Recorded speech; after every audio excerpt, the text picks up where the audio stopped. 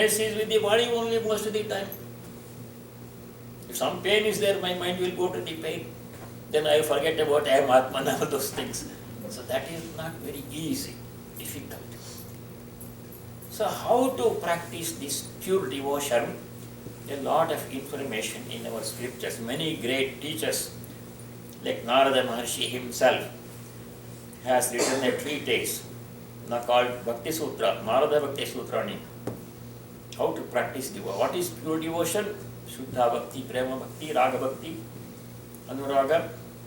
How to practice it. Prahlada in Bhagavata, he has given instructions on how to practice pure devotion. Chaitanya Mahaprabhu has given instruction on how to practice pure devotion. Sri Ramakrishna has given instruction on how to practice pure devotion. Bhagavan Sri Krishna himself has given instructions in the Bhagavad Gita on how to practice devotion. So if you are interested in practicing the path of, following the path of devotion, which we are told is easier than other paths. Raja Yoga is more difficult. Ashtanga Yoga, Dharana, Pratyahara, Dharana, Dhyana, Samadhi, those are not very easy. Very difficult to understand and follow. This is accessible. We can try. Anybody can try. So, what is pure devotion then? Narada says, Sadhu Asmin Parama Prema Swarupa. Asmin means Ishwari. In Bhagavan, one should have pure devotion, supreme devotion to God. But our devotion, we all have devotion, otherwise we would not be here. Every one of us here has devotion to God, unquestionably. But devotion admits of degrees and gradation. In the Bhagavad Gita, Bhagavan Sri Krishna says, 4 kinds of people worship me with 4 different kinds of motivations. Chaturvidha bhajante mam janastu pratinarjuna. O Arjuna, 4 kinds of people worship me. Chaturvidha jana mam bhajante. 4 kinds depending upon the motivation with which they worship. So what are they? Arto jignya sudartharthi jnani chavardarshava. Artha means one who is in some kind of distress. Some problem has afflicted, and that person prays to God to become free from the problem. Any kind of, we have so many problems we encounter in human life. We don't have to enumerate them. Health problem, family problem, financial problem, job problem, children problem, parent problem, relationship problem, you name it. We all have. We are familiar with them. So we try all our measures available to us. Preventive measures, remedial measures. We try everything fails. Then we go to God. Oh Lord, this problem has come. Please save me, please help me to become free from this problem. Such a prayer is called Artha's prayer. Arthi means suffering. Sarvasya Arte Hare Devi Narayani Namostute. Arthi means suffering and any kind. Artha is one who has some kind of suffering. So if you examine that, he goes to God, he prays to God. That means he has some devotion.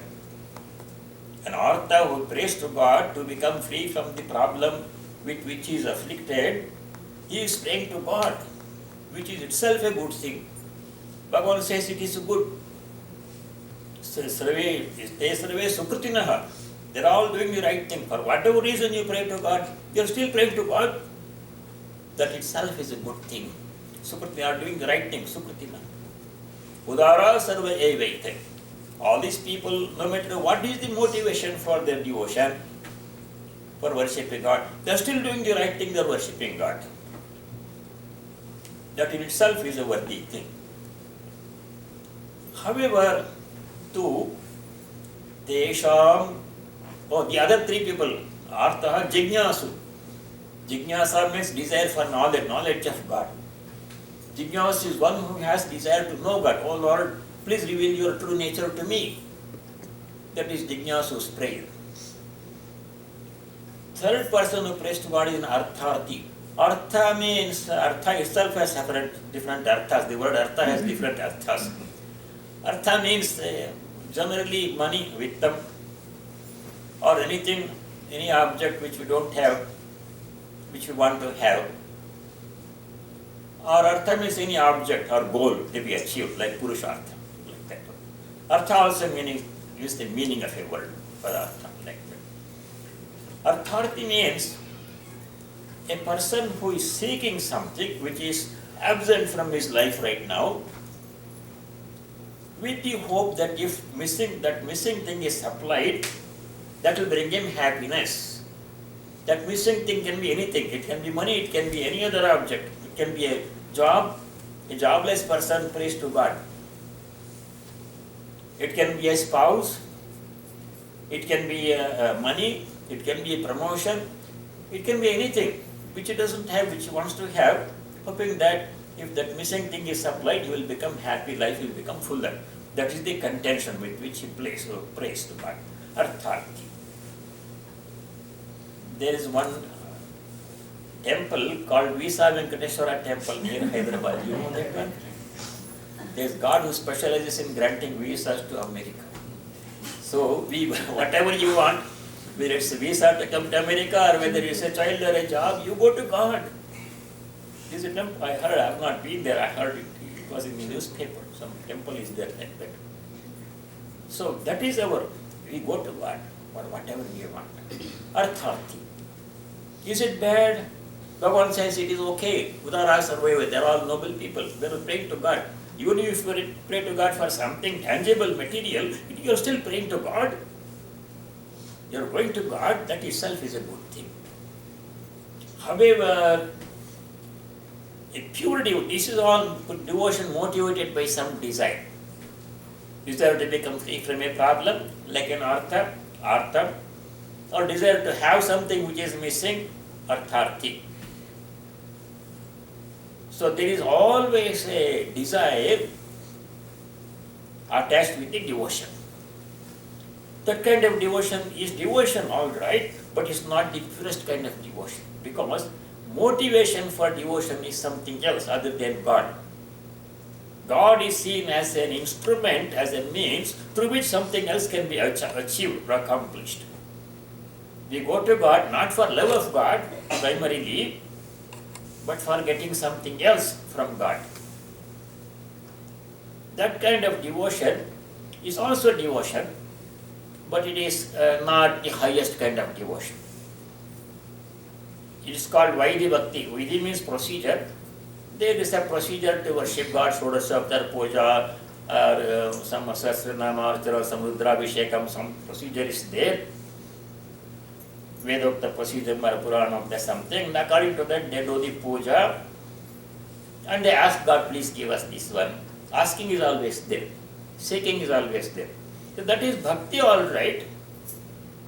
Truly it is devotion, but it is not the purest kind of devotion, because it is always motivated by some desire for something which one does not have, or desire to become free from some problem which is afflicting that person. That's okay. Good to start there.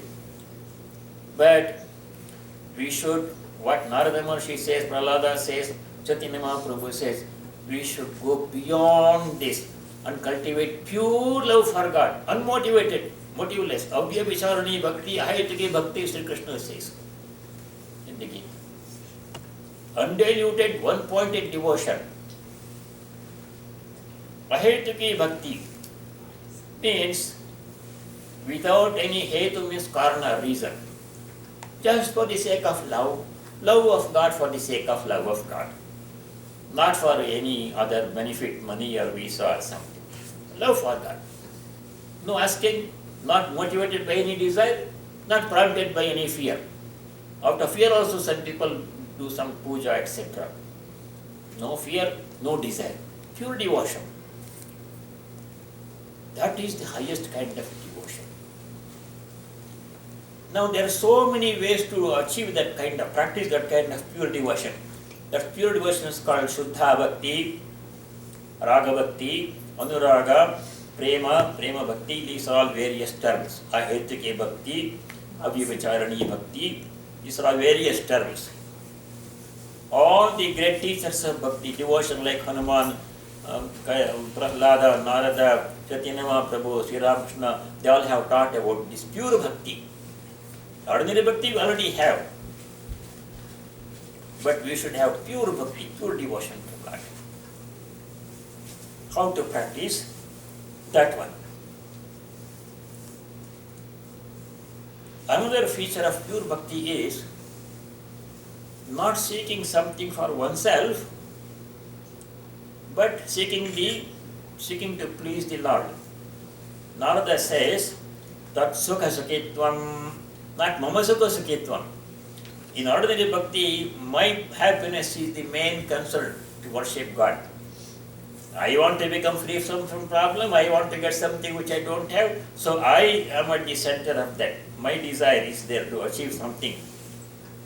But in pure devotion, I is not there at all, only He is there. My devotion to Him. I am not seeking anything. I am not asking Him to do anything for me. I am just praying to God because I love God. Only because of love, pure love. That is Shuddha Bhakti. When you pray to God for Shuddha Bhakti, how we should pray is described by Chaitanya Mahaprabhu. Chaitanya Mahaprabhu, Sri Krishna Chaitanya lived in Bengal, Navadvip, about 500 years ago, 15th century he lived there. And he wrote he was a great Sanskrit scholar in his Purvashrama. Most reputed scholar in logic and Sanskrit and linguistics and everything. He had his own Gurukulam. He was very proud of his knowledge. He had defeated all the contemporary scholars in scholarly debates. Suddenly transformation came. And he relinquished everything. And he was married also. And relinquished family, wife. Mother was old mother. She had lost 8 children in a row. They all went away. 7 of them died. One went away when he was 16 years old, never came back. You saw the next child. Only remaining child, surviving child was Chaitanya, Krishna Chaitanya, Nimai. He also wanted protection, yes. Mother cries. You can imagine the grief of the mother. All children have left. And husband had died, widow. But he says, Ashu's mother, I will not go away. She was in Navadvip. I will stay near. He wanted to go to Vrindavan. But he makes a change in the plans. He says, I will stay in Puri Jagannath near whenever you feel. Remember me and I will be there, present for you. So he stayed close. Took sannyas and lived there. His teaching was very simple. And you see, in the ancient Vedic times, Rishis used to do great yagas and yajnas, very elaborate Vedic yajnas, different kinds of yajnas. We don't know much details about them. They are in the Karma Kanda, Brahmana, Samhita Brahmana portions. We don't know those things. Very elaborate. Some used to go for 48 days, 12 days or 48 days. Long procedures. Exactly everything has to be done according to the scriptures. No deviation. We cannot do those things these days in Kali Yuga. In Kali Yuga, it has been greatly simplified for us. The practice of pure devotion has been greatly simplified for us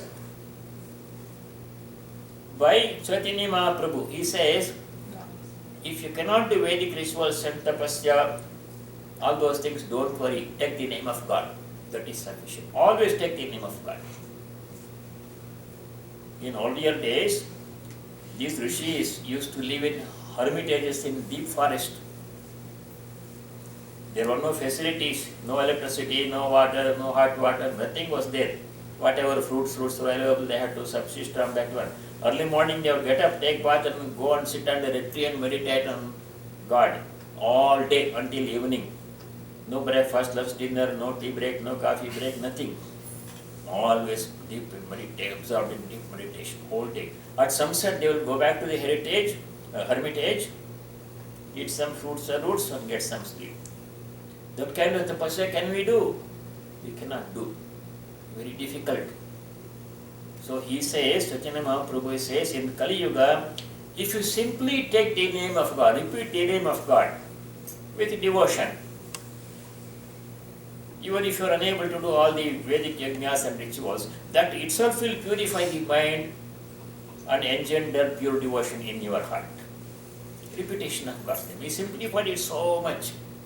It cannot be simpler than that. Harer Nama, Harer Nama, Harer Nama eva kevalam. Kalau nastyeva, nastyeva, nastyeva gatiranyatha. Very simple procedure Chaitanya Mahaprabhu recommended for cultivating pure devotion. Kalau means Kali Yuga. In this Kali Yuga, Anyata gatir nasti, nasti, there is no other way, there is no other way. We can't do the Vedic rituals and meditate like the rishis of yore. Not possible. What is one simple way? It can't be simpler than that. Simplest way that everybody can do. Nobody can say, I cannot repeat God's name. Even if you are sick, you can lie down and repeat God's name. Kalau nastyeva, nastyeva gatiranyatha. In Kali Yuga, there is no other way.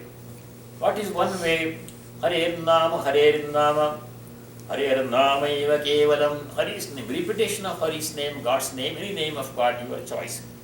All names are His names only. Sahasranama, there are 1,000 names are there. They are all addressed to the same divinity. They are not so 1,000 different gods are not there. One divinity is there, 1,000 different names are there. Names are many, God is one. So taking the name of God, repeating Harinama or any Nama, Shiva, Durga, Parvati, Hanuman, Rama, Krishna, your choice. All are He only. Various aspects and forms. That is enough to purify the mind and give us pure devotion. Meditation, we can't be any simpler than that. I have seen some people, not many, 4 or 5 people I have seen in my life who constantly repeat God's name. Now say I had the good fortune of meeting about 5 people, maybe 5, 6 people. I actually saw them constantly, non-stop repeating the name of God. Generally are women, but one man also was there. They had families. They were not sannyasis. They had to have family. They were living with their spouse and children, grandchildren. In the midst of all of that, always remembering God, repeating God's name, repeating God's name. Oh, I have seen that. One lady is here in this area. She is in her 80s, and she is living with her daughter. And that lady is completely bedridden. I saw her last month when I came. Completely bedridden, with all tubes and catheters and everything. Can't even move. Even in that condition, all the time she has Japamala in her hand repeating Krishna's name.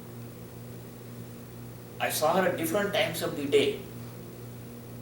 Early morning, when I first woke up, I looked at her, she was repeating the name of God, reclining in a bed. Daytime, nothing else to do. Some nurse attendant will come 2-3 hours, help us to take bath and everything. And she is non-stop. And even that under those conditions. Other people I have seen like that, not many, some. So Chaitanya Mahaprabhu said, simply repeating the name of God as much as possible, all the time, that alone is sufficient to produce pure devotion in our heart. That is the highest good of life. Now, in the same hymn, Chaitanya Mahaprabhu, he composed a hymn called Shikshashtakam. Ashtakam means hymn containing 8 stanzas. Navamam, Shikshashtakam, Nirvana Shatkam, 6 stanzas.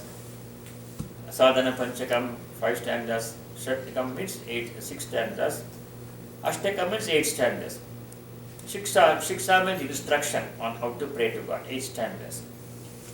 There, Chaitanya Mahaprabhu says, when we pray to God, we should keep 2-3 things in mind. We should be very patient, forbearing. So many difficulties will come in human life, so many problems will come, but we have to calmly bear those problems. Forbearance, titiksha we have to practice. Practicing titiksha is a very big discipline. Shankaracharya also gives instruction on titiksha. Titiksha means ability to bear all difficulties that come into our lives without complaining, without taking revenge on somebody. Calmly, without brooding, without complaining. Sahanam sarva dukkhanam apratikara purvakam chinta vilaparahitam satitiksha nigadyate. Shankaracharya defines titiksha in this way. Sarva dukkhanam sahanam. So many dukkhas will come, difficulties will come, problems will come, health problem, financial problem, family problem, or job problem, you name it, will come. Sarva dukkhanam sahanam. All dukkhas will come, difficulties will come, adversity will come. Sahanam you have to bear calmly, without complaining. How? Apratikara purvakam, without retaliation, without thinking of revenge, retaliating. Apratikara purvakam, no pratikara. Accepting it. No difficulty will come except as our karma has warranted it. Always blame, they are only delivery instruments. People are creating trouble in our lives. They are not the source of the trouble. They are only the delivery outlets. Cause is within myself. My bad karma is coming from that person. So thank that person who is creating trouble for you. Recently I saw a book by Dr. Rosen, whose first name is Paul Mike Rosen. Last name is Rosen, R-O-S-E-N. He wrote a book. The title of the book is Thank You for Being Such a Pain. The title itself attracted me. If somebody is causing us pain, our tendency is to blame them, get even with them, try to retaliate. But he says, thank them for causing you pain. Thank you for being such a pain. Because they are not causing the pain, they are not the source of our problem. They are the delivery instruments. Thank you for helping me to work out my bad karma. Kabir Das also said that one. If somebody criticizes you, my tendency is to stay away from them. If somebody praises me, I want to stay with them. It's so pleasing to hear good words about me. If somebody criticizes me, I want to stay away from them. You stay there, I don't want to listen to you. But Kabir Das says, do the opposite. If some people criticize you, don't shun them. Keep them close to you. Ninda kaniyare rakhiye angana kuti chavai. Keep the nindaka means those who do your ninda, those who blame you. Ninda kaniyare rakhiye angana kuti chavai. Keep them in the front courtyard of your house. Why? We have to be thankful to them. Why we should be thankful to the people who criticize us? Because they are helping us to clean out our papa karmas, previous bad karmas. Bina sabuna pani bina nirmala karai savai. Without soap and water, they will take us to the cleaners. Our all bad karma will be washed away through their criticism if you bear them calmly. If you retaliate